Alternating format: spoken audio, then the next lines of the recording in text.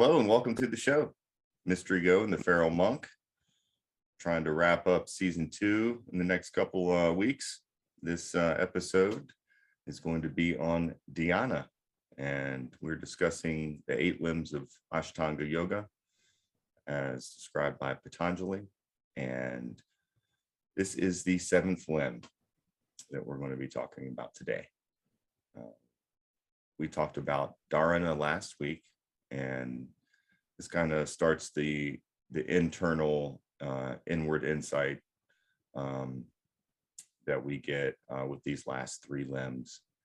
And Dhyana these are kind of confusing, complex limbs to discuss for sure, but Dhyana is kind of something that happens as a result of the concentration and basically the going inwards and trying to create like a sense of equanimity in order to quieten the mind and bring about more total self-awareness.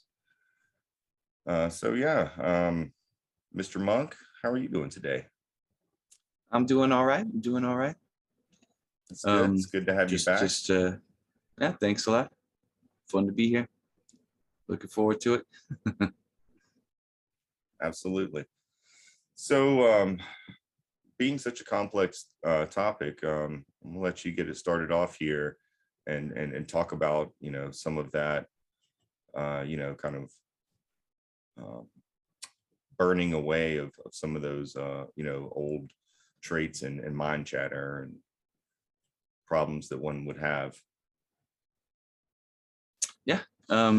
Well, I'd like to make 2 points before we get moving on, so we kind of keep things in like a sort of a good context. First of all, Dhyana in Patanjali's time is a long time ago, and yoga has developed a lot since then. And you have a lot of different traditions. You have a lot of different schools of thought. You have a lot of different teachers, and because of that phenomenon, there are myriad of techniques that sort of get grouped into Dhyana.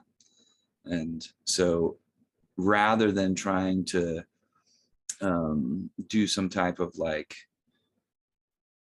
academic exposition on and enumerate all of these different techniques, I think it's always important just to remember that we have a goal of self-discovery here, and of getting from under the grip of repetitive conditionings and things that are causing us unnecessary suffering and stuff. That's the whole point of why we're doing this. And so we need to keep that goal in mind, especially if you're somebody who's practicing at home and you're trying to find a technique of dhyana or meditation. And you need to make sure that you're keeping that goal in mind so that you don't get pulled into some scenic route stuff that maybe takes longer than it's necessary, for sure, or goes to a completely different goal. So even though we're talking about Patanjali's Yoga Sutras, most of the listeners will probably notice that like we don't just take quotes out of the text so often. Like the whole point of this conversation is like, what do you do with all of that? What's the point of all of that? And let's keep it simple for the sake of understanding in the modern age of like what does that mean practically for us today? And so as you were alluding to, dhyana is sort of like a stage or a limb in this process, coming after dharana. And so dharana is attaining this very high level of concentration, which is simply the ability to retain your attention on its object. And our object is the internal landscape. And so the pratyahara we were talking about, which is before dharana, we were talking about how whenever we first go in there, there's just this enormous landscape that is usually for most people extremely unfamiliar. And so your attention is kind of taken to the things that seem most interesting, or that have like have some type of attractive quality for your mind. And then as you become aware of this fickle nature of attention and the need to sharpen it and have some type of control over it, you have to expend effort. And so you're expending the effort to try to rein in this fickle attention, and then you're moving into the stage of dharana. It's not like you just start practicing something different. I was practicing pratyahara, now I'm practicing dharana. I was practicing dharana, now I'm practicing dhyana. Now this is a single movement or a unitary movement in one direction. And, yeah, that's good to point out. And so we're at the stage after dharana, which means, you know, we're no longer distracted or being taken around by our internal landscapes. It's almost like we're sightseeing now. We're having a nice calm walk through that landscape, and we're seeing the mountains for what they are, and the trees for what they are, and the rivers for what they are. On our internal landscape, those are going to be emotions and feelings, perceptions, ideas, cultural ideologies, religious. There's going to be a whole mess of things in that landscape. I mean, it's like a jungle. And so at the point of dharana, at the end of it, is we've gotten to such a degree of keeping being the ability to expend effort and keep our attention on an object for sustained periods of time. And by the end of that period of dharana, where we've continuously practiced or like trying to strengthen that skill of holding the attention, which is necessary with effort, you get to sort of like almost a point where that isn't necessary anymore. You know, it would be similar to learning how to write or learning how to ride a bike or drive a car or any type of other skill.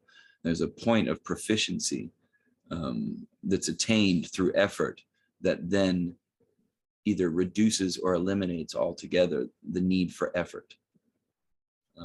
And so we're at a point now where concentration is fairly effortless, you could say. But beforehand, sort of, it's almost like trying to write with your other hand in cursive. Like you know how to do it, but you just don't have the practice yet. Exactly. It's exactly that. The mind understands. You know, you've been writing with your right hand for a long time. It's very fluent. The mind understands what it needs to do. But all of the connections and the necessary muscle memory, all of the things that are needed to execute that skill aren't there.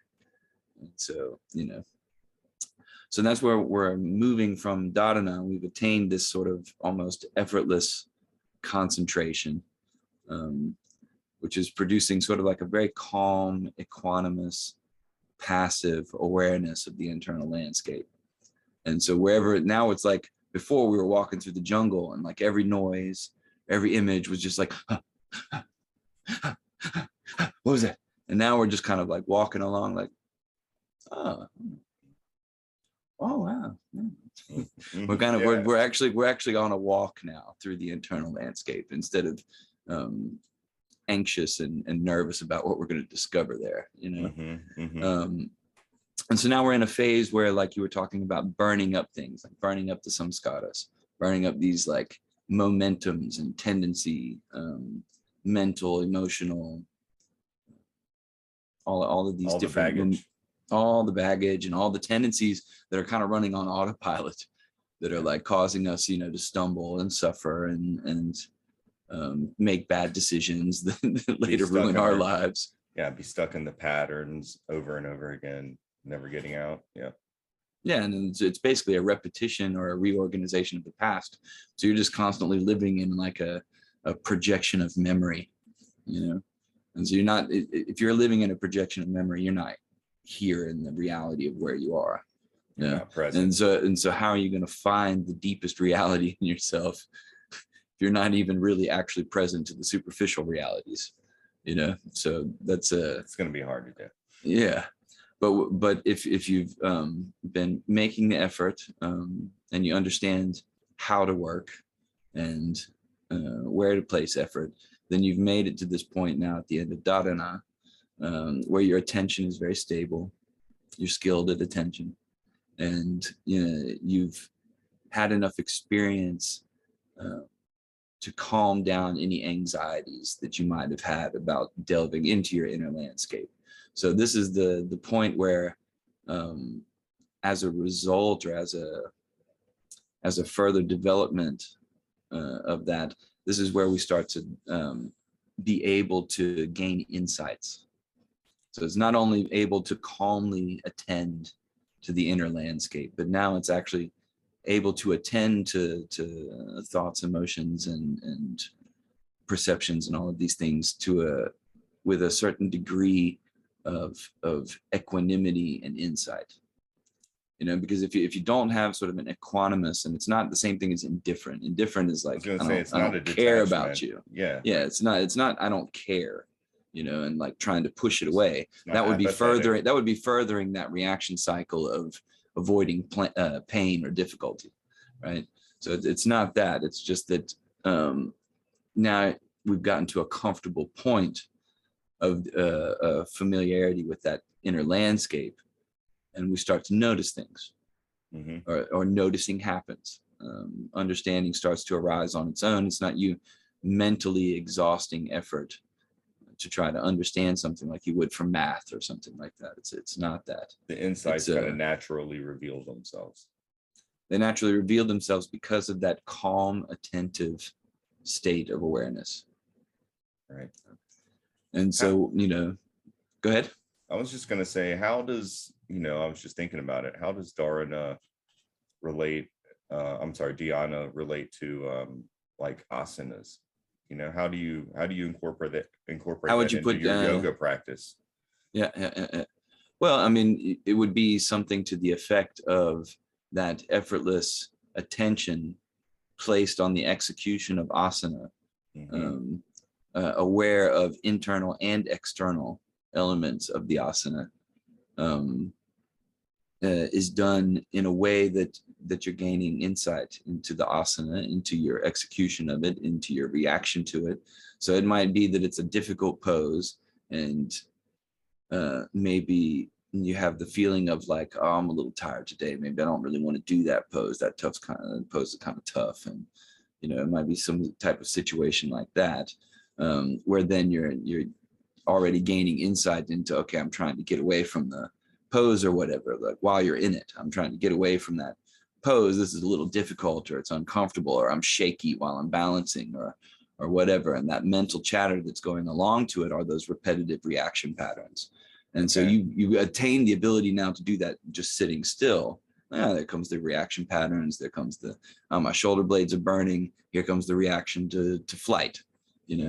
Or I just had a wave of very beautiful release of tension, maybe, or something like that. That's very pleasant, from finally relaxing into the position or something like that. Oh, that's a great thing. That's how every asana should be. That's how every moment, and you start setting up these reactive patterns. You're supporting that same mechanism that's been plaguing us this whole time.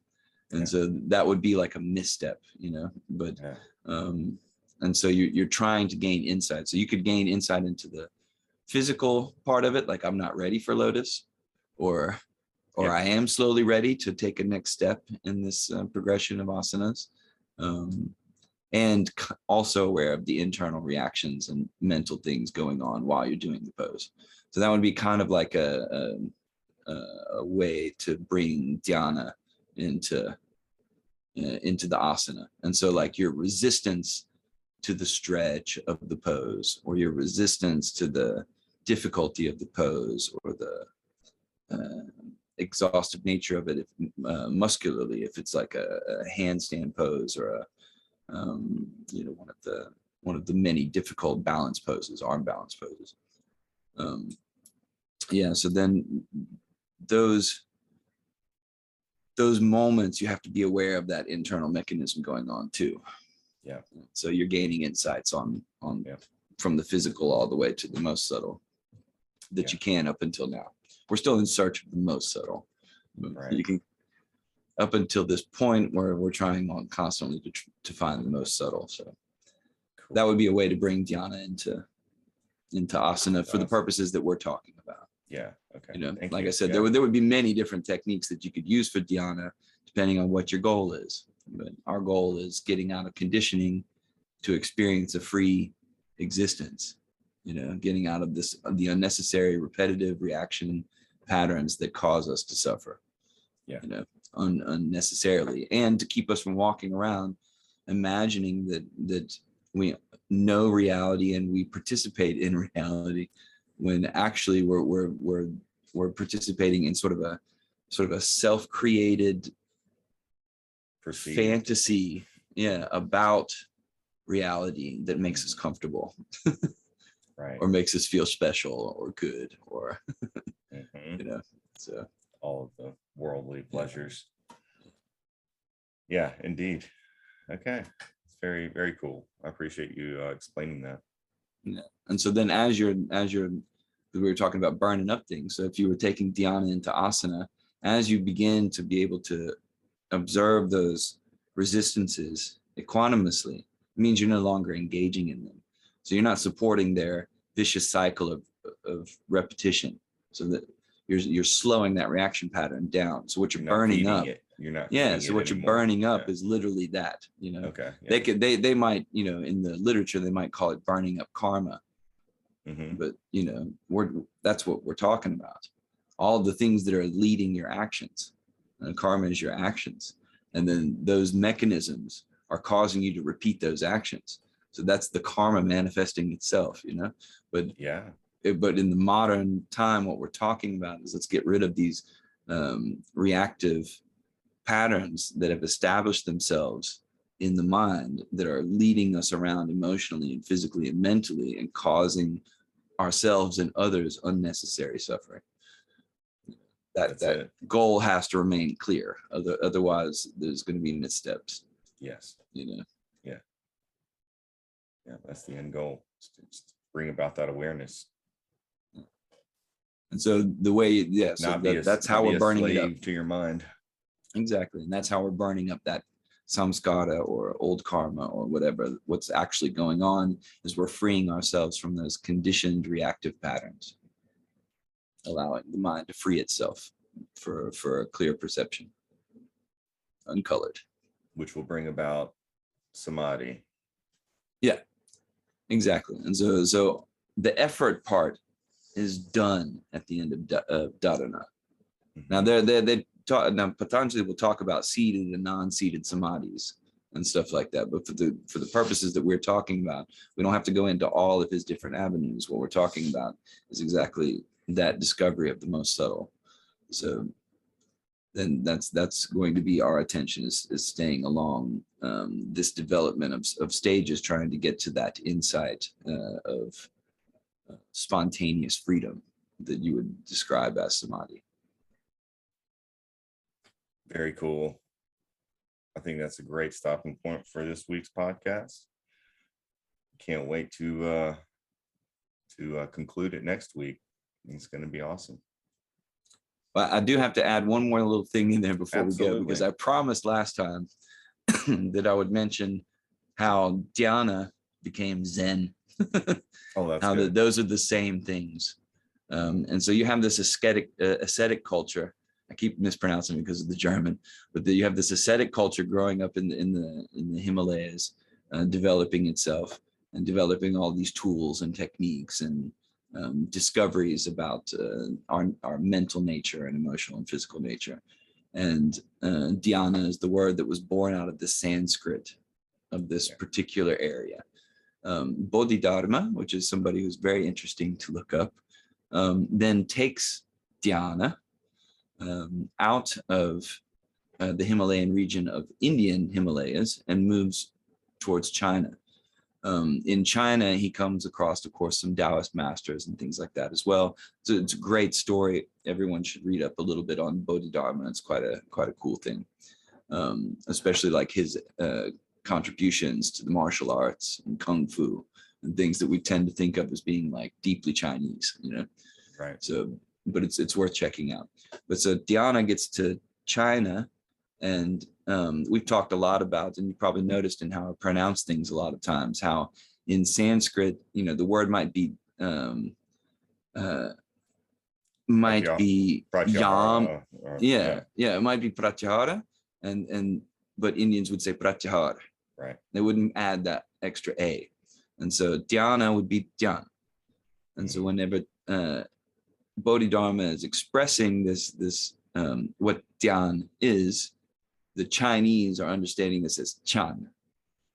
And so it becomes Chan, sort of like a CH apostrophe AN in Roman letters. In China is this particular meditative technique that Bodhidharma is bringing, this passive awareness of self, trying to find the original face, which is basically what we're doing, trying to find the subtle self. And then as it moves all the way to Japan, as this idea of Chan in Buddhism moves all the way to Japan, it becomes Zen. Yeah. And so the word Zen itself is actually derived from Dhyana. And so they're all talking about the same thing. They might have different ways to perform it or different ideas about how to execute the technique, but they're all talking about the same thing. It's just a different spelling. Yeah, and so the same thing happens in Samadhi. That's in Japanese Zen. That's Satori. It's the same development of the word. It's all talking about the same thing. Yeah, it's fascinating that Buddha has the eightfold path. And then we're talking about the 8 limbs of Ashtanga. Yeah. So. And they would have been similar periods of time too. So. Very cool. There's very possible that there was some significance to the number 8 at that time period, and it was just seen as a good way to organize things, information or something.